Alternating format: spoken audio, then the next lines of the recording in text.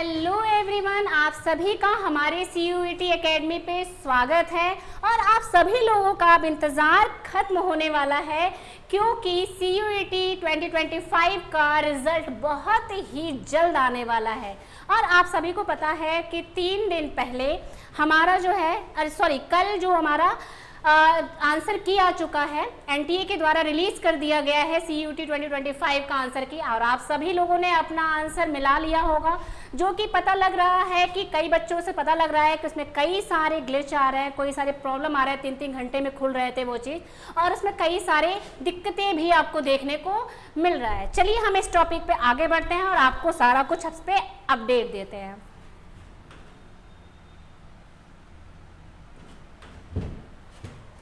चलिए ठीक है, आज हम CUET 2025 के रिजल्ट अपडेट पे बात कर रहे हैं। तो हमारा बिल्कुल ये प्रयास होगा कि हम आपको वो सारा अपडेट दे सकें जो CUET 2025 के रिजल्ट से रिलेटेड हो।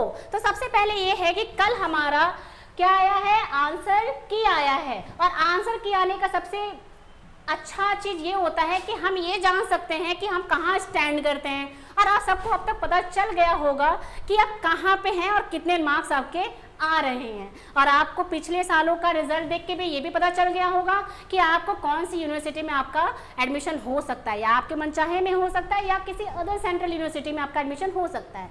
और इंडिया में अगर बात की जाए तो टोटल 49 सेंट्रल यूनिवर्सिटीज़ हैं। और आपके जानकारी में मुझे नहीं लगता कि पूरे यूनिवर्सिटी की जानकारी आपको होगी। तो आपको जितनी जानकारी है आपने अपने पसंदीदा भरा होगा, लेकिन हम अगर चाहें तो इसकी भी जानकारी, इसकी भी अपडेट हमारे चैनल पे आपको मिल जाएगा।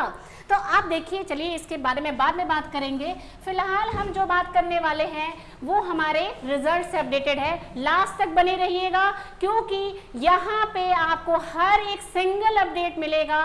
हमारा एकेडमी टोटली डेडिकेटेड है CUET के एग्ज़ाम्स के लिए है, चाहे वो 25 के रिज़ल्ट अपडेट के लिए हो, चाहे 26 के कोर्सेज के लिए हो। चलिए बात करते हैं रिज़ल्ट पे। अगर हम रिज़ल्ट की बात करें 2025,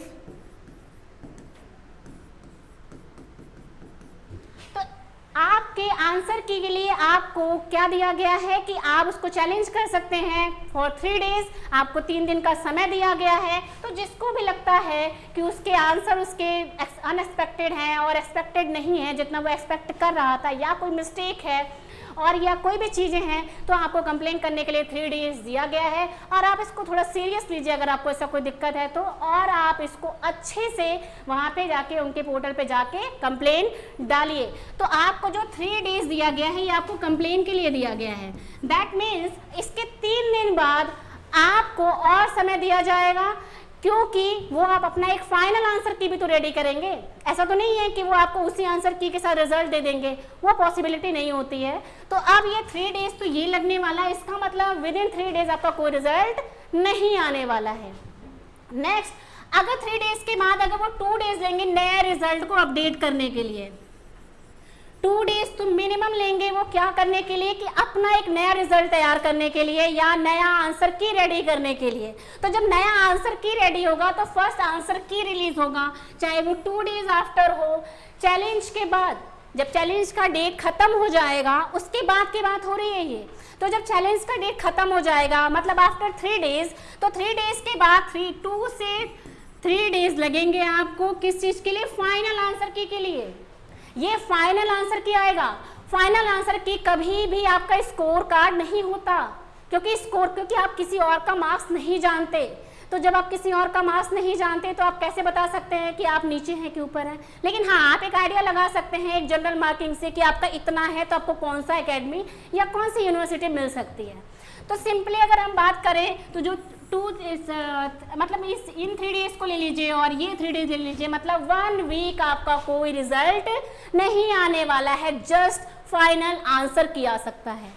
इसका मतलब आपका जो फाइनल आंसर की आएगा उसमें मिनिमम आपको 9 to 10 डेज अभी लगने वाले हैं। ठीक है, आज के डेट से आप कैलकुलेट कर सकते हैं, जिसमें अगर मैं बात करूं तो लास्ट जून की बात कर सकती हूँ। लास्ट जून में आपको रिजल्ट आपका देखने को ईजिली मिल जाएगा। और नहीं तो अगर बहुत डिले हुआ किसी भी वजह से तो जुलाई के फर्स्ट वीक में मिलेगा। क्योंकि ये टेक्निकल चीज़ें होती हैं और कभी भी साइट का कोई भरोसा नहीं होता, कोई भी फॉल्ट आ सकता है, हो सकता है बच्चों की कंप्लेन ज़्यादा पहुंच जाए, कोई और भी रीज़न हो सकता है। और एनटीए के पास ऐसे बहुत, आप ही तो नहीं है, बहुत सारे बच्चे हैं, तो उनके पास और भी एग्ज़ाम्स भी होते हैं, तो उसको अगर लिया जाए तो अगर वो देखेंगे तो उसके हिसाब से वो डिसाइड करते हैं कि वो कब अपना रिजल्ट रिलीज करेंगे। लेकिन उनकी भी पूरी कोशिश होती है कि एक टाइम पीरियड में रिजल्ट घोषित कर दिया जाए और जिससे क्या हो कि बच्चे सही समय पे एडमिशन ले सके और सही समय में उनका एकेडमिक ईयर खत्म हो सके। तो अगर एकेडमिक ईयर उनको खत्म करना है तो वैसे भी उनको जून में रिजल्ट निकालना होगा या जुलाई के फर्स्ट वीक में आपको रिजल्ट आपका देखने को मिल जाएगा। लेकिन अब दिक्कत ये आ रही है कि लोगों का, बच्चों का, हमारे पास भी, हमारे ऑफलाइन वाले में, ऑनलाइन वाले में बहुत सारे कंप्लेंट्स आए हैं। जो हमारे अपने स्टूडेंट हैं जो हमसे जुड़े हुए हैं उनके बहुत सारे कंप्लेंट्स हैं कि जो हमारा आंसर की है उनके मार्क्स और क्वेश्चंस दोनों ही थोड़े से प्रॉब्लम आ रहा है, मतलब उनके जो अनएक्सपेक्टेड थे, एक्सपेक्टेड थे, उसमें दिक्कत आ रहा है।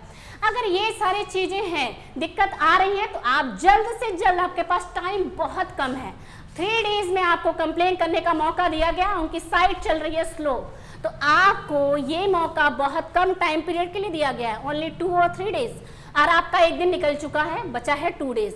एंड 2 डेज के लिए आपको अपना अच्छे से चेक कर लीजिए, आंसर चेक कर लीजिए, जितना भी इसमें आपको दिक्कत लग रही है या कोई भी अदर कंप्लेन भी है, कोई भी ग्रीवेंसेस है, उनके साइट पे या उनके पोर्टल पे जाकर उसके लिए कंप्लेन करें।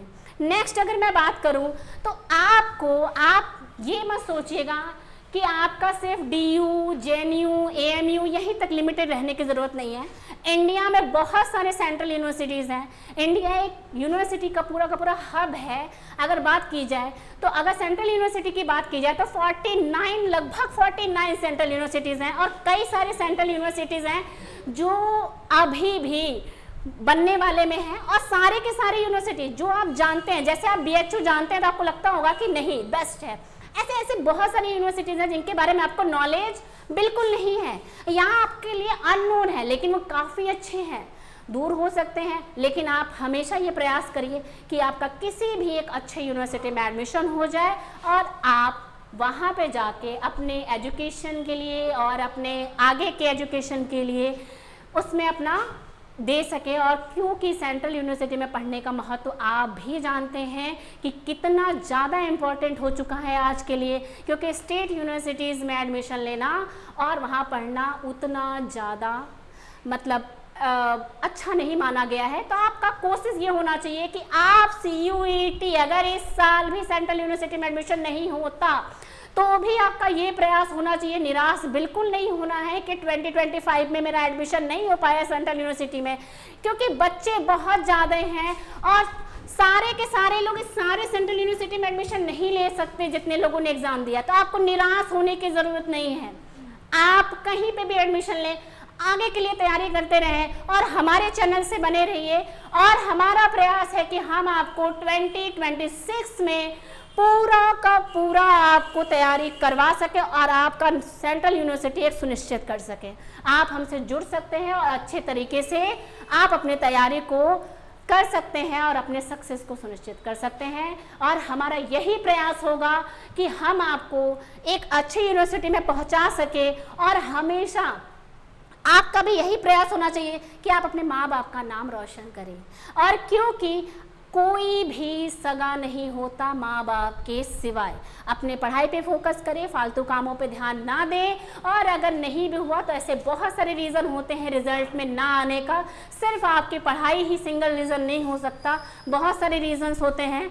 तो आप उसको लेके बिल्कुल निराश नहीं होना है, मोटिवेटेड रहना है। ऐसा कोई रिजल्ट नहीं है जो नहीं हो सकता, आपके प्रयास करने पे नहीं होता है। तो 2026 तो आपके लिए ही बना है, बस हमारे साथ जुड़ के एक बार प्रयास करके देखिए, ठीक है। और इसके साथ यहाँ पे एंड करते हैं। और मैंने आपको एक डेडलाइन दे दी है कि आपका जून लास्ट या बहुत अगर डिले होता है तो जुलाई फर्स्ट वीक में आपका रिजल्ट पक्का ही आ जाना है, क्योंकि एनटीए खुद भी अपना एक एकेडमिक सेशन कंप्लीट करना चाहता है, आपसे ज़्यादा उसको चिंता लगी होगी। और इसको चीज़ को बिल्कुल भी टेंशन नहीं लेना है। और मैं बहुत सारी शुभकामनाएं आपको देती हूँ कि आप जितने लोग अभी तक देख रहे हो, सबका आपका सिलेक्शन हो जाए और एक अच्छी जगह हो जाए जहां पे आपने जहां पे आप जाके काउंसलिंग के पोर्टल पे किसी भी यूनिवर्सिटी के जहां पे भी आपने काउंसलिंग पोर्टल पे आप फिल करें फॉर्म, वहां पे आपका सिलेक्शन हो जाए। और मेरा प्रयास भी यही होगा कि आप जितने लोग देख रहे हैं अच्छे से पढ़ाई करिए, अच्छे से अपने पढ़ाई पे ध्यान दीजिए और इस बात का ध्यान देते हुए दीजिए कि आप अगर चाहेंगे तो वो इम्पॉसिबल नहीं है। सब कुछ पॉसिबल है, सब कुछ सिर्फ आपके हाथ में है और आप इसको पॉसिबल बना सकते हैं।